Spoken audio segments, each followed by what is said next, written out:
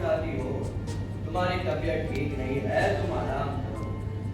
इसमें कैसी तकलीफ? ये तो मेरा धर्म है। पति की सेवा करने में जो पुण्य है वो किसी और चीज में नहीं है। आप कहाँ सुबह सुबह पाप और पुण्य लेकर बैठ गई? असली पुण्य है सत्कर्म करना और पाप है अन्याय बर्दाश्त करना। मैं आपके इन विचारों को नहीं समझ सकती। मैं आपके ग्रंथ प्रेम से वाकिफ हूँ। आपके पास इतनी किताबें हैं कि शायद उन्हें रखने के लिए एक और बाड़ा बनाना पड़ेगा। हमारे पास जो 3 कबर्ड भरकर किताबें हैं, शायद उतनी ही किताबें और आने की गुंजाइश है। अगर हमारे बच्चे इसे पढ़ लेंगे तो उनका जीवन सफल हो जाएगा। किताबें ही मेरी असली जागीर है, किताबें ही मेरी कायनात।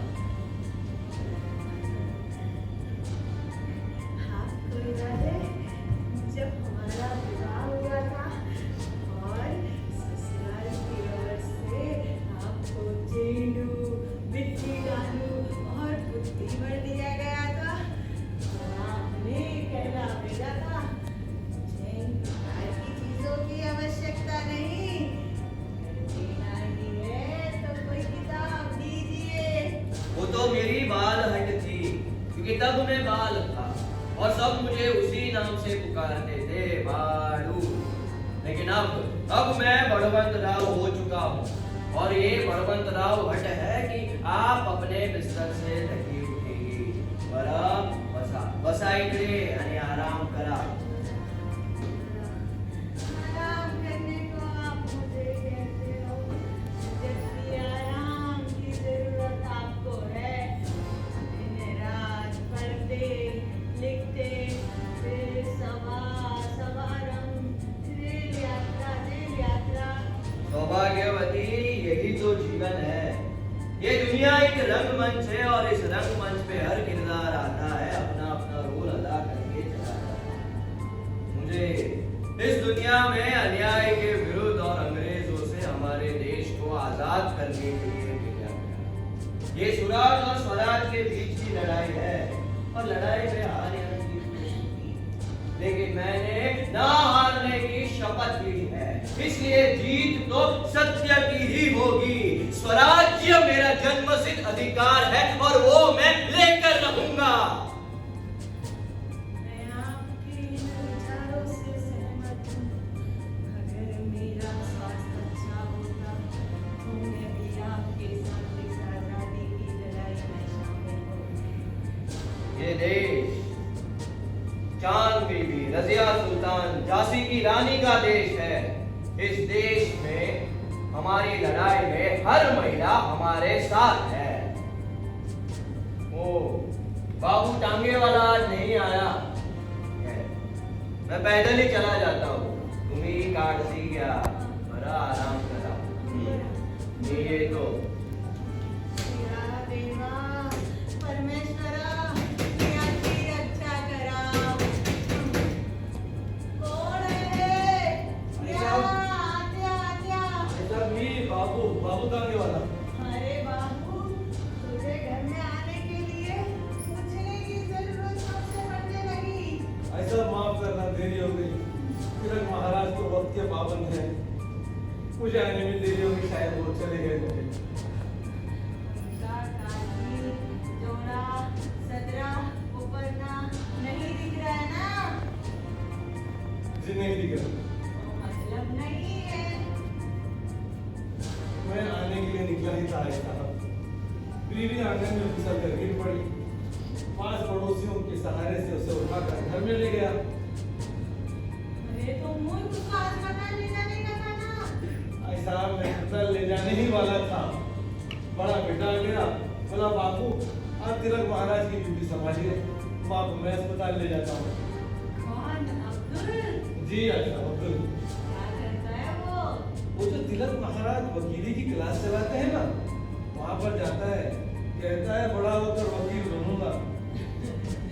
अच्छा है, बच्चे जितना बड़े उनको पढ़ाना चाहिए। और कहता है इस देश को वैज्ञानिकों, डॉक्टरों, इंजीनियरों वकीलों की जरूरत है। ये भी कहता है कि अगर जज और वकील हमारे हुए तो फैसले हमारे हक में आएंगे। अच्छा ऐसा मैं चलता हूँ, तिलक महाराज का भाषण शुरू हो चुका होगा। अरे रुक रुक, ये आया है, दम ले ले, ये बनाए हैं, खा कर जा। भाई साहब आपकी तबीयत ठीक नहीं है, आप क्यों तकलीफ करती हैं? इसमें कैसी तकलीफ, ये तो मेरा धर्म है और मेहमानों की खातिरदारी करने में जो मजा है वो किसी और चीज में नहीं। कह गई भाई साहब हम कहाँ के मेहमान हैं, हम तो छोटे से सेवक हैं। तिलक महाराज ने हमें इज्जत और सम्मान से जीना सिखाया है। मैं अपने मोहल्ला कमेटी में भी हूँ। तिलक महाराज पैदल चलकर मोहर्रम के जुलूस में आते हैं। उन्होंने मुझे गणेशोत्सव कमेटी में भी लिया है। तिलक महाराज यहाँ तक कहते हैं कि हम क्या हिंदू क्या मुसलमान दोनों गुलाम हैं और वो अंग्रेज बादशाह हैं। और यहाँ तक कहते हैं कि अगर दो गुलाम एक हो जाए तो इस ताश के पत्ते में हम अंग्रेजों को यानी हमारे बादशाह को हरा देंगे। तिलक महाराज तो यहाँ तक कहते हैं कि अब अंग्रेजों के दिन गए, अब उनके पांव ज्यादा दिन नहीं टिक सकते हैं यहाँ। अच्छा मैं चलता हूँ, प्लेट धो देता हूँ, रख देता हूँ। इसकी कोई जरूरत नहीं, ना मुझे दे दे। सचमुच आप अन्नपूर्णा है, मैं घर से बगैर खाए पिए ही निकला था। दाने दाने पे लिखा है खाने वाले का नाम और इन दानों पे तुम्हारा नाम लिखा था, तुमने खा लिया। आज नहीं जाता है तो अपने इधर साथ लेकर जाता है। खरोखर भाई साहब, खरोखर आपने बिल्कुल सच कहा। तिलक महाराज जहाँ भी जिस सभा में भी जो भी भाषण देते हैं मैं उन्हें लिख लेता हूँ। मुझे अच्छी तरह याद है अपनी पिछली सभा में उन्होंने कहा था कि 1874 में जब वो वकीली की पढ़ाई कर रहे थे, अंडर ग्रेजुएट थे, तो महामारी में भारतीय किस तरह मक्खियों की तरह मर रहे थे, क्योंकि ब्रिटिश सरकार के पास उनको बचाने के लिए, उनकी सहायता के लिए कोई सुनिश्चित योजना नहीं। उन्हीं अनुभवों ने और अन्य कई बातों ने इस बार हमारा दृढ़ निश्चय कर दिया है कि हम अपने भाइयों की मुकम्मल और भरपूर तरीके से मदद करेंगे। और सरकार ने जो फेमिन कोड जारी किया है उस पर हम डटे रहेंगे। और तो और तिलक महाराज के केसरी ने अभिचारी नफाखोर व्यापारियों को सख्त चेतावनी दी है। चलता हूँ ऐसा।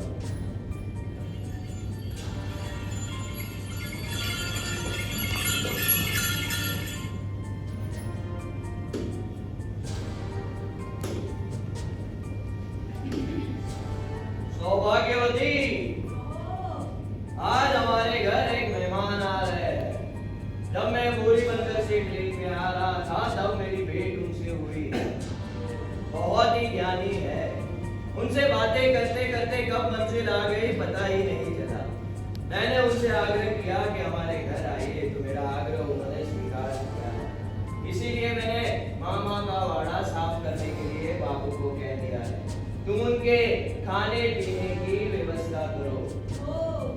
मैं जानता हूँ कि तुम्हें मेहमानों की खातिर करने में बहुत खुशी हुई। हाँ जी नमस्ते। नमस्ते स्वामी, आइए आइए विराजिए। आपका घर बहुत सुंदर। जी बहुत बहुत धन्यवाद। पड़ोस में ही मेरे मामा का वाड़ा है, उनका सरनेम बिल्कुल है, इसलिए वो वाड़ा उन्हीं के नाम से मशहूर है। आप जितने दिन चाहे वहाँ आराम से रह सकते हैं। आपका आभारी। हम सन्यासी लोग कभी एक जगह नहीं ठहरते, आज यहाँ तो कल वहाँ। आज यहाँ डेक्कन चल के कार्यक्रम के बाद तुरंत कोल्हापुर जाना है। आप एक सन्यासी के साथ साथ समाज सुधारक भी है। आपको आज जो देश की स्थिति है वो देखकर दुख होता है। मैंने आपके कई लेख पढ़े हैं, आप किसी की निंदा भी नहीं करते। जी मैं किसी की निंदा नहीं करता। मेरा ये मानना है कि अगर आप किसी की मदद के लिए हाथ बढ़ा सकते हैं तो जरूर बढ़ाएं। अगर नहीं बढ़ा सकते तो अपने हाथ जोड़ लें, अपने भाइयों को आशीर्वाद दें। और उन्हें उनके मार्ग पे जाने दे। ये ही दुनिया है। यदि तुम किसी पर उपकार करो तो लोग तुम्हें कोई महत्व नहीं देंगे, पर जो ही तुम उस कार्य को करना बंद कर दो तो तुरंत तुम्हें बदमाश प्रमाणित करने में भी नहीं हिचकिचाएंगे। मेरे जैसे भावुक व्यक्ति अपने सगे संबंधियों द्वारा ठगे जाते हैं। आप बिल्कुल सही कह रहे हैं। आपकी बातें मनुष्य जीवन का सार है। आप मुझे अपने परिवार के बारे में कुछ बताइए। हाँ जी जरूर। अगर मैं इस स्वतंत्रता संग्राम में शामिल ना होता तो मैं भी अपने दादाजी की तरह संन्यास ले लेता। मेरा जन्म जिस चित पावन वंश में हुआ उसका एक गौरवशाली इतिहास है। मेरे पिताजी गंगाधर शास्त्री पेशे से अध्यापक थे। मेरी माँ पार्वती बाई ने 3 कन्याओं के बाद मुझे पाया और मेरा नाम रखा गया केशव, क्योंकि यही मेरे दादाजी का नाम था। सब उन्हें प्यार से बड़वंत कहते। लाड़ो प्यार संक्षेप में बाल है। बचपन में ही स्वामी जी मुझे भारतीय सभ्यता और संस्कृति की शिक्षा प्राप्त हो चुकी। आपने प्रारंभिक शिक्षा कहाँ प्राप्त की? जी रत्नागिरी से। मेरे पिताजी का तबादला पुणे शहर में हुआ और फिर हम वहीं बस गए।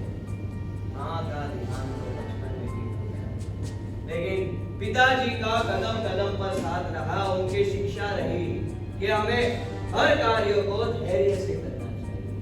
उन्हीं की शिक्षा पर मैं आज तक चल रहा हूँ। भगवत गीता से आपका प्रथम परिचय कब हुआ? 1872 में जब मेरे पिताजी अंतिम रोग से पीड़ित होकर बिस्तर पर थे, तब मेरी भेंट भगवत गीता से हुई।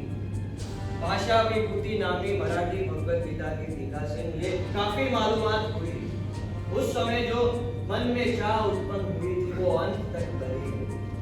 मुझे दुख होता है स्वामी जी के उस समय जो विचार थे वो मैं आज की पीढ़ी तक नहीं पहुंचा। गीता गृहस्थी चलाते चलाते जो लोग थक जाते हैं उनके समय बिताने के लिए नहीं गई है। हाँ यार।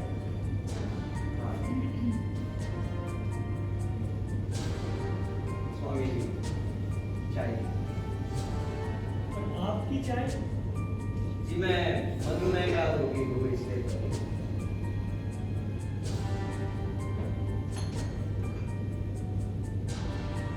आपके विचार में गीता शास्त्र की प्रवृत्ति इसलिए हुई?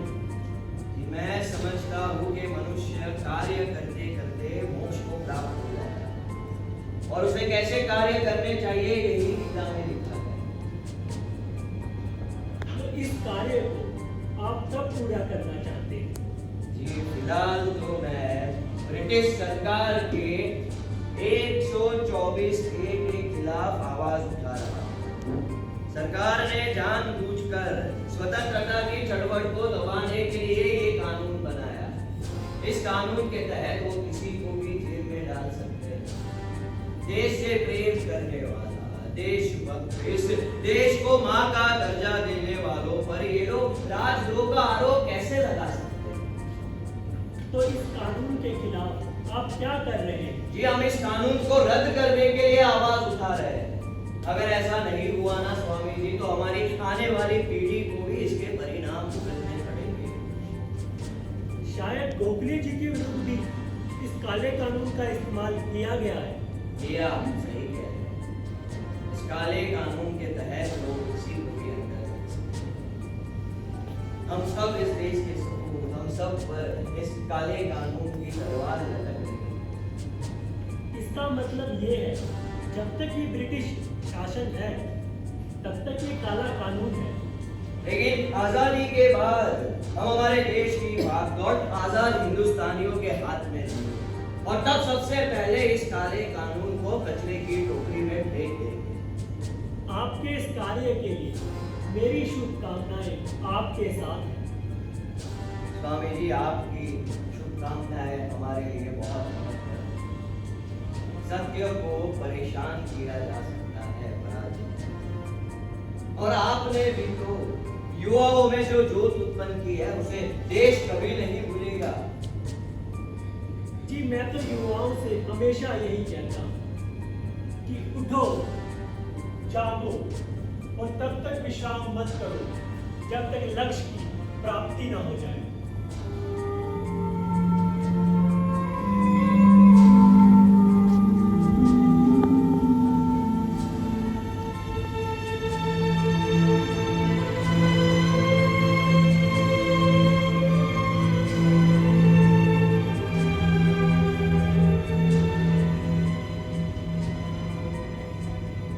भाइयों, लोग मुझसे पूछते हैं कि स्वराज्य क्या है? इसका मतलब क्या है? इसका मतलब राजा का राज्य या स्वदेश, बल्कि एक ऐसा राज्य जिसका कारोबार प्रजा और प्रजातंत्र के नेतृत्व से चले। स्व का मतलब ही है यानी कि प्रजा। मैं इस देश में एक ऐसी सरकार चाहता हूं जो लोकशाही तरीके से चले और लोगों के हित की रक्षा करे। हमारी सरकार, ये अंग्रेजी सरकार, हम पर लादी गई परकीय सरकार है।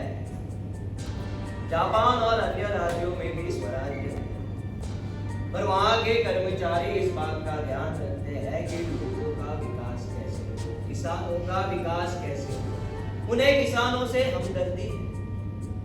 विजयनगर जैसे बड़े वाड़े में भी लोगों से टैक्स लिया जाता है, लेकिन दरबार का खर्च पूरा करने के बाद वो लोगों के हित के लिए इस्तेमाल किया जाता है। लेकिन हमारी सरकार है जिन्हें बस एक बात का ध्यान रहता है कि ये कालवा बनाने के पीछे जो पैसा खर्च हुआ है उस पर ब्याज कितना मिलेगा।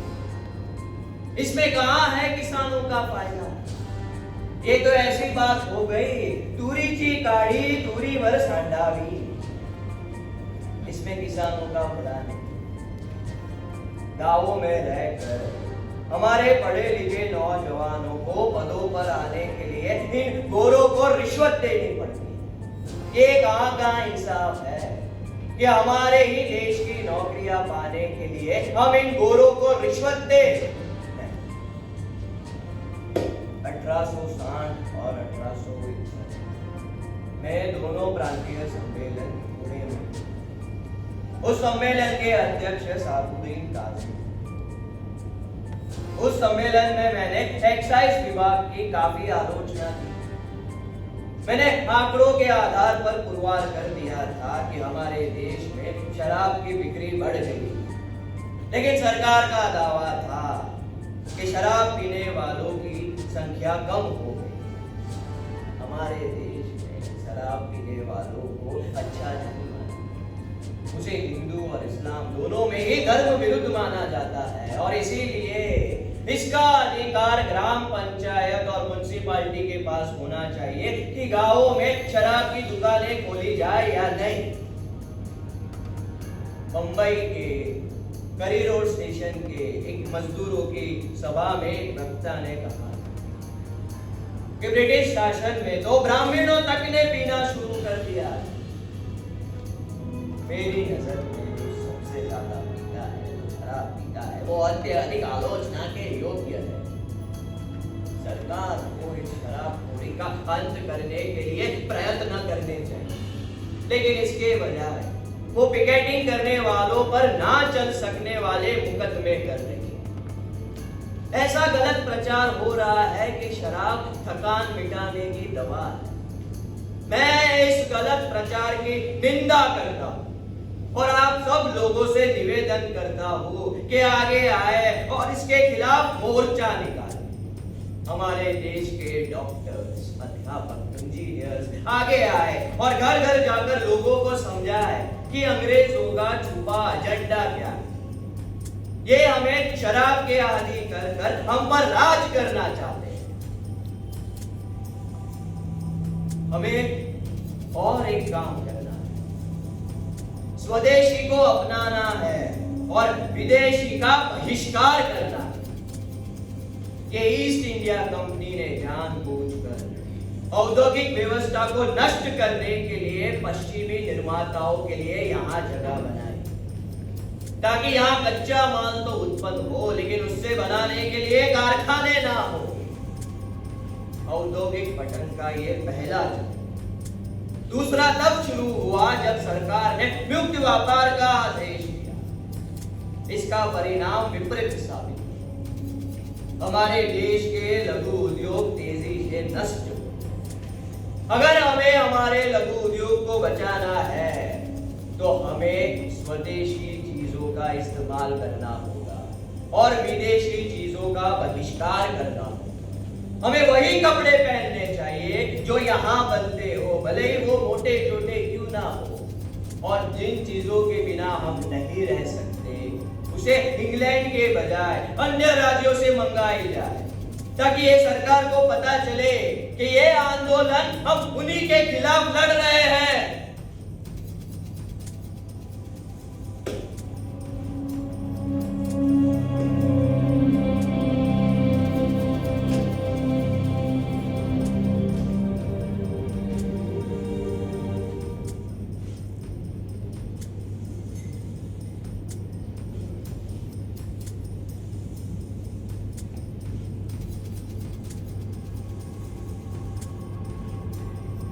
मैं लेख लिखता हूँ और सरकार को पसीना आता है। हम हमारे दिल की आग कहाँ मिल जाए। उनके पास तोप है, हथियार है, तो हमारे पास बहिष्कार का अहिंसक हथियार है। लोग मुझसे पूछते हैं कि तोपों का मुकाबला अहिंसा से होगा। मैं कहता हूं होगा। इसीलिए तो मैंने केसरी और मराठा नामक अखबार, सरकार इसे राजद्रोह कहती है, कहे मैं नहीं कहता।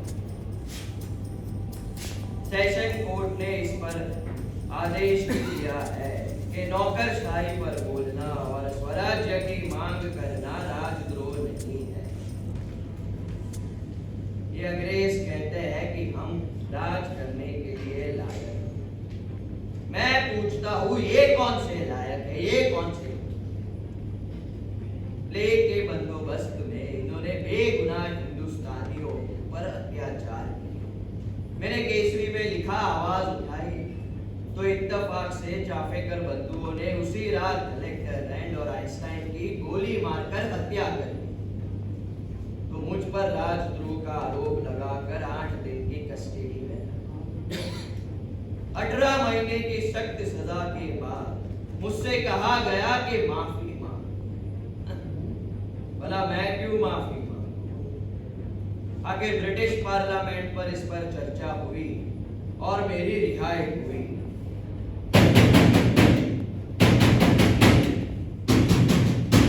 कौन है? आइए। तिलक महाराज मुझे बचा लीजिए। मैं बहुत बड़े विपदा में पड़ा हूँ। मैं बर्बाद हो गया हूँ। आप आराम से पहले बैठिए, ये पानी पीजिए। आराम से पानी। अब अपनी बात बताइए। मैं बीजापुर से आया हूँ। अंग्रेज सरकार ने बिना कोई कारण बताए मुझे मेरी जागीर की आमदनी से महरूम कर दिया है। मैंने सरकार के दरबार में शिकायत भी दर्ज की है, लेकिन कोई मेरी बात सुनने पर तैयार नहीं। आपने आपकी शिकायत कहाँ पर दर्ज करवाई? कलेक्टर, कमिश्नर सबके पास बड़े बड़े वकील लगवाए, मगर कोई सुनवाई नहीं। कोर्ट कचहरी के कामों में मेरी सारी कमाई बर्बाद हो गई। मेरे बच्चे भूखे हैं, उन्हें 2 वक्त की रोटी भी नहीं दे सकता, इसलिए सोच रहा हूँ कि आत्महत्या कर लूं। इस घटिया जीवन से तो मृत्यु ही बेहतर है। फिर एक दोस्त ने सुझाया कि तू एक बार तिलक महाराज से जाके मिल, वही तेरे को इस मुसीबत से छुटकारा दिला सकते हैं। ये देखिए मेरी फाइल। जैसा मैं कहूंगा वैसा करोगे? मुझे आप पर पूरा विश्वास है। आप मेरे भगवान समान हो। मैं कोई भगवान समान एक साधारण सा इंसान हूँ। बस कुछ कानूनी किताबें पढ़ी है, इसलिए कानून के दांव पेच जानता हूँ। आप जैसा कहेंगे मैं वैसा करूंगा। देखो, तुम्हें सरकार ने तुम्हारी मिल्कियत के आमदनी से महरूम कर दिया जिंदगी भर के लिए, और ये सरकार का आखिरी फैसला है जिस पर कोई अपील नहीं। इसलिए सबसे पहले कोर्ट कचहरी के चक्कर काटना बंद कर। तो फिर क्या करूं? संन्यास ले लो। तो क्या मतलब मैं सन्यासी बन जाऊं? जी हाँ, बिल्कुल ऐसा ही करो, क्योंकि संन्यास लेने के बाद सन्यासी की मिल्कियत मुर्दा मानी जाती है। उसकी मिल्कियत पर मालिकाना हक खत्म हो जाता है। वो इंसान जिंदा तो होता है, लेकिन सरकार की नजरों में मुर्दा माना। तिलक महाराज, आपने मुझे वो कानूनी बात बताई है जो बड़े बड़े वकीलों को नहीं मालूम। मैं अभी जाके कलेक्टर साहब को अर्जी देता हूँ कि मेरी मिल्कियत पर आमदनी का हक बहाल किया जाए। भगवान आपका भला करे, आपको मेरी उम्र लग जाए। भगवान आपका भला करे, भगवान आपका भला करे, अभी आपकी बीबी बच्चा खुशहाल रहे।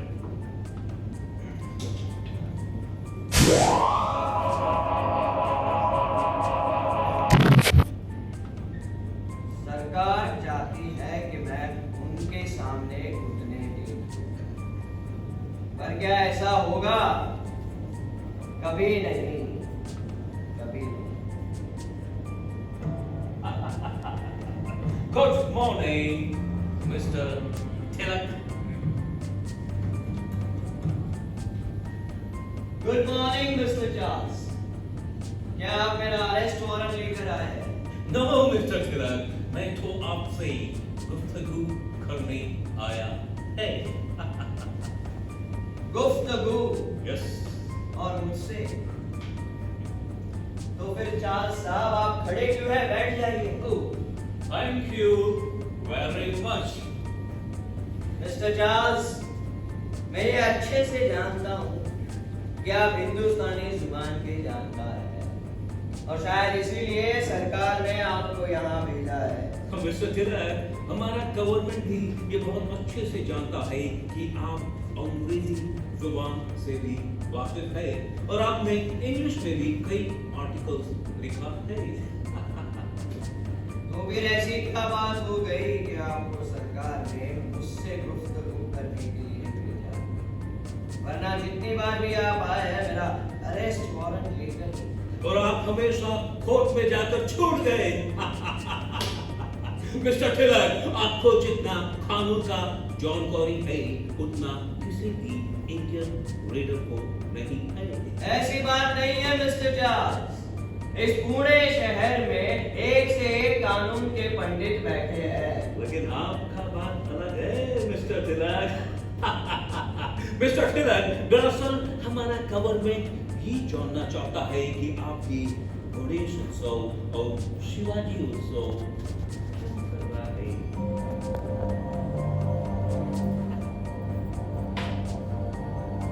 अब आप आए ना मुद्दे पर। इससे समाज में एकता बढ़ती है, इसे हम राष्ट्रीय उत्सव बनाना चाहते हैं।